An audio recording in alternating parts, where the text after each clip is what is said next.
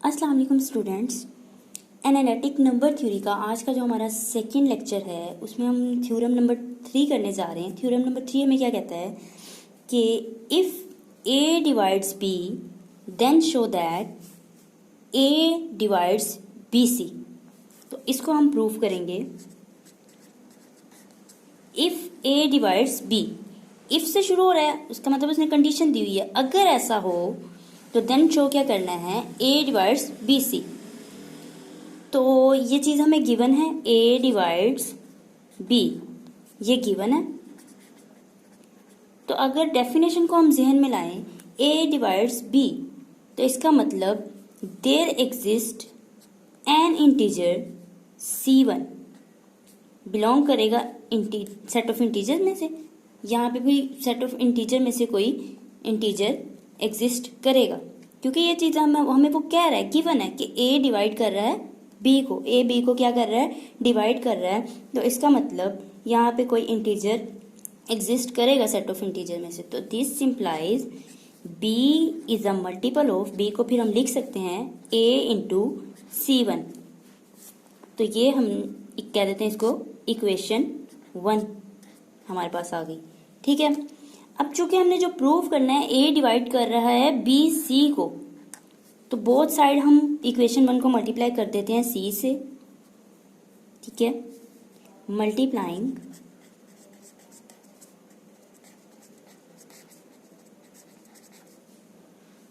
Both sides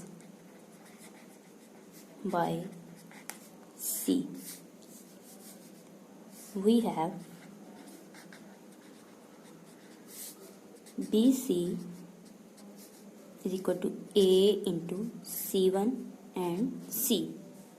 तो अगर देखा जाए हमारे पास C1 इंटू C1 किस में से बिलोंग कर रहा था हमारे पास, सेट ऑफ इंटीजर्स में से। C भी सेट ऑफ इंटीजर्स में से ही बिलोंग करेगा। एक इंटीजर को किसी दूसरे इंटीजर से मल्टीप्लाई करते हैं। लेट्स सपोज हमारे पास सेट 2 एक इंटीजर है, इसको हमने 4 से मल्टीप्लाई कर दिया, हमारे पास 8 आता है। जो आंसर आया वो भी एक इंटीजर ही आया हमारे पास। तो इसका मतलब इनकी मल्टीप्लिकेशन का जो आंसर होगा वो भी हमारे पास एक इंटीजर ही होगा, वो भी सेट ऑफ इंटीजर्स में से ही बिलोंग करेगा। तो इसको हम फिर इस तरह से लिख सकते हैं, बी सी ए इंटू C3। तो हमने ये देखा कि बी सी को हमने लिख दिया है ए इंटू सम अदर इंटीजर की। तो इससे क्या हासिल हुआ हमें कि ए डिवाइड कर रहा है बी सी को, हैंस प्रूव्ड।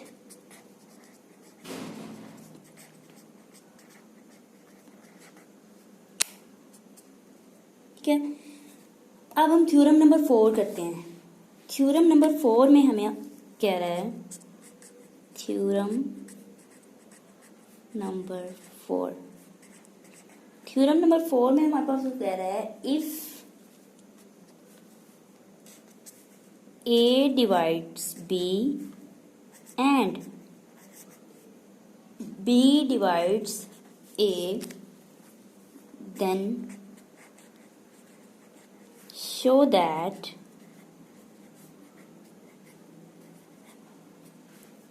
a बराबर है प्लस माइनस बी के।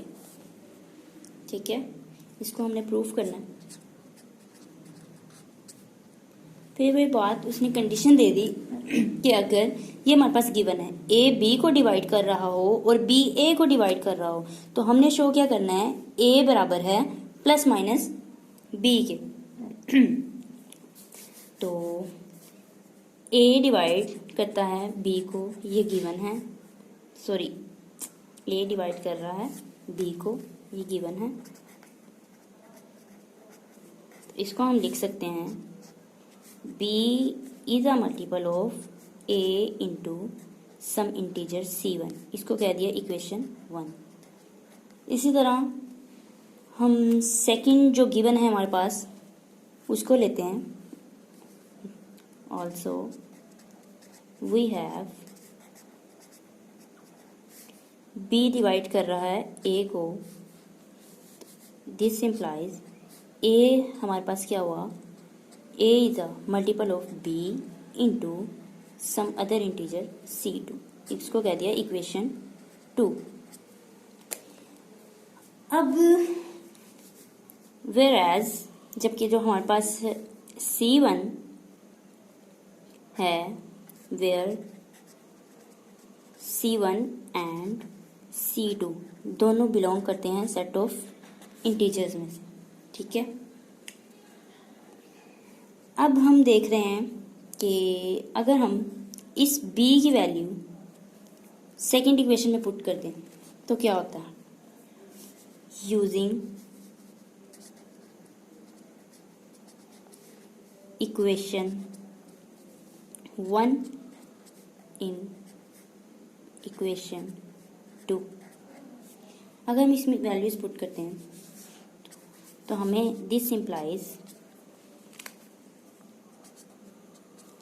इस इधर b की वैल्यू पुट कर देते हैं a into c1 and c2। ये a से कैंसिल हो जाएगा, a से कैंसिल हो गया, तो हमारे पास जो रह गया c1 c2 बराबर है 1 के, 1 रह गया। तो ये इक्वेशन कब सेटिस्फाई होगी हमारे पास, c1 इंटू c2 को अगर मल्टीप्लाई किया जाए तो हमारे पास 1 आए। ये कब सेटिस्फाई होगा, इफ c1 को हम 1 लें एंड c2 को भी 1 लें, 1 इंटू 1 करेंगे तो ही हमारे पास 1 हासिल होगा। एक ये केस हो गया।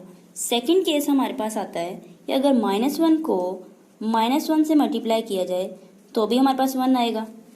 इसका मतलब कि c1 और c2 या तो दोनों ही प्लस के 1 होंगे या फिर दोनों ही माइनस के 1 होंगे, तभी हमारे पास ये इक्वेशन जो है ये सेटिस्फाई होगी। तो अब हम अगर c2 की वैल्यू इस इक्वेशन 2 में पुट करते हैं तो देखते क्या होता है। सब्स्टिट्यूटिंग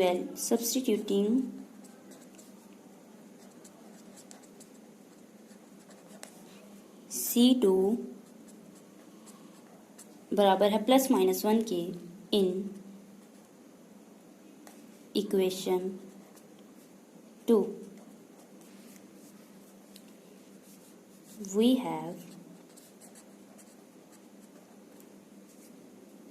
a बराबर है b इंटू +-1 के, ठीक है। इसको हम इस तरह लिख सकते हैं a +-1। यही हमने प्रूफ करना था, तो हेंस प्रूफ।